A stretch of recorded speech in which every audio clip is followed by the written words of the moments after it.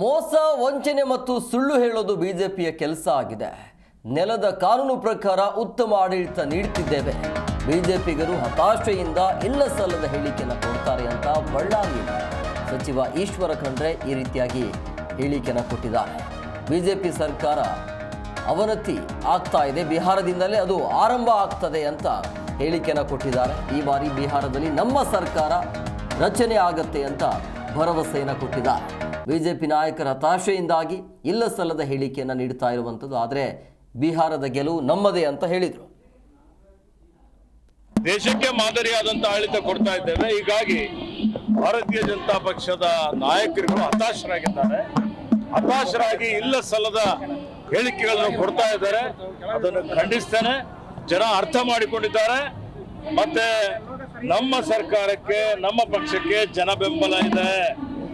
ಹೀಗಾಗಿ ಅವ್ರು ಏನೂ ಮಾಡಲಿಕ್ಕೆ ಆಗೋದಿಲ್ಲ.